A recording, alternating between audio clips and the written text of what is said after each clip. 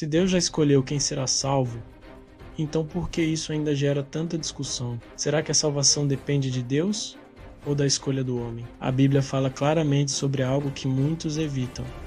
Deus escolhe pessoas para a salvação, mas o grande debate nunca foi se Deus escolhe, e sim como Ele escolhe. Ao longo da história da Igreja, surgiram duas explicações principais. A primeira diz o seguinte: Deus olha para o futuro e vê quem vai escolher crer em Jesus. E então, com base nisso, ele decide salvar essas pessoas. Ou seja, Deus escolhe porque o homem escolheu primeiro. Mas isso levanta uma questão séria. Se a decisão final está no homem, então Deus realmente está escolhendo? Ou ele apenas está confirmando uma escolha humana? A segunda visão é muito mais profunda. Ela ensina que Deus não apenas escolhe quem será salvo, mas também concede a fé para que essa pessoa creia. Ou seja, não é o homem que inicia a salvação, é Deus. Efésios 1, 4 e 5 diz: Assim como nos escolheu nele antes da fundação do mundo, para sermos santos e irrepreensíveis perante ele, e em amor nos predestinou para ele, para a adoção de filhos, por meio de Jesus Cristo, segundo o beneplácito de sua vontade. E Romanos 9 deixa isso ainda mais claro. Digo a verdade em Cristo, não minto, testemunhando comigo, no Espírito Santo, a minha própria consciência.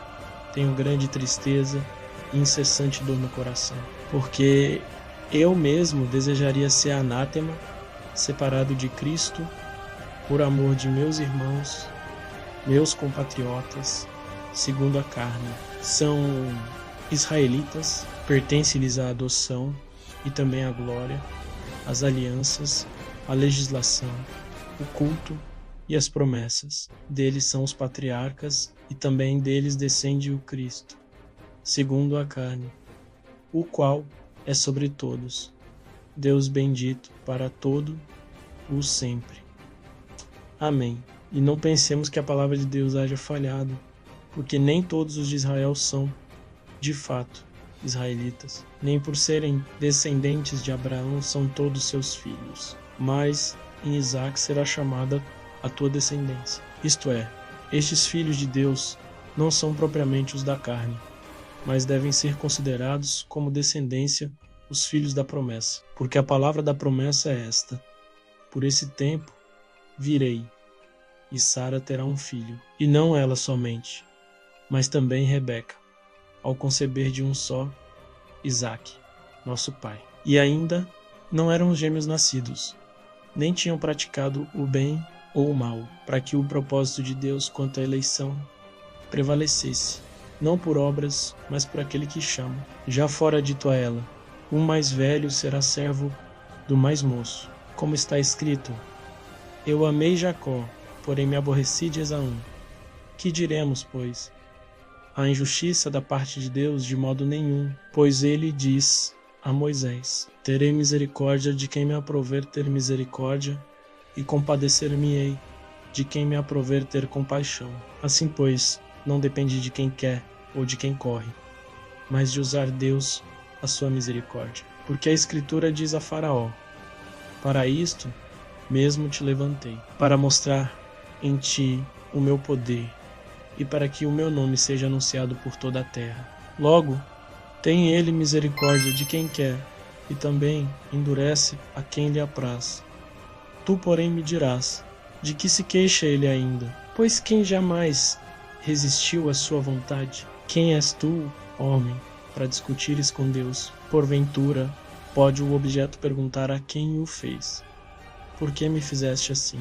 Ou não tem o oleiro direito sobre a massa, para do mesmo barro fazer um vaso para honra e outro para desonra? Que diremos, pois, se Deus, querendo mostrar a sua ira e dar a conhecer o seu poder, suportou com muita longanimidade os vasos de ira, preparados para a perdição, a fim de que também desse a conhecer as riquezas da sua glória em vasos de misericórdia, que para a glória preparou de antemão, os quais somos nós, a quem também chamou, não só dentre os judeus, mas também dentre os gentios. Assim como também diz em Oséias: chamarei povo meu ao que não era meu povo, e amada à que não era amada. E no lugar em que se lhes disse: vós não sois meu povo, ali mesmo serão chamados filhos do Deus vivo. Mas, relativamente a Israel, dele clama Isaías: ainda que o número dos filhos de Israel seja como a areia do mar,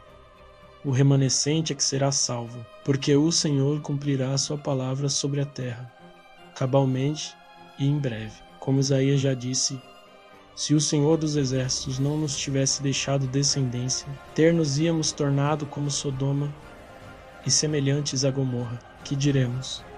Pois que os gentios que não buscavam a justificação vieram alcançá-la, todavia a que decorre da fé. Israel, que buscava a lei de justiça, não chegou a atingir essa lei. Por quê?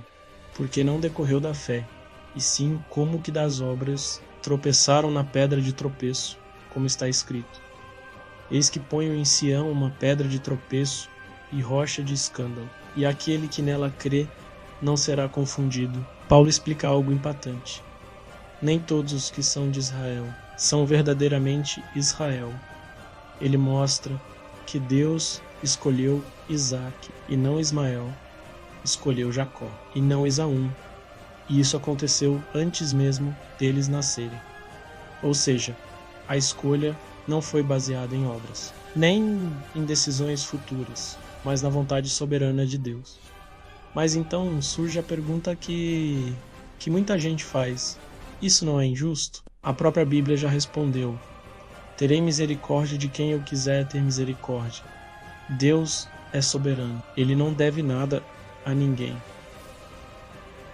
Mas, ao mesmo tempo, a Bíblia também ensina que o homem é responsável.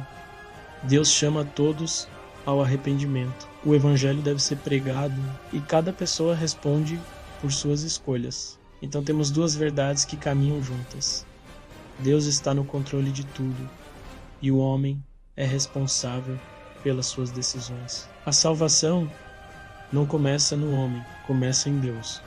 Mas a evidência de quem é eleito aparece na fé em Jesus Cristo. E você, já tinha parado para pensar nisso? Você acredita que Deus escolhe ou que o homem decide? Deixe sua opinião nos comentários, clique em gostei e compartilhe esse vídeo. Que Deus abençoe a todos.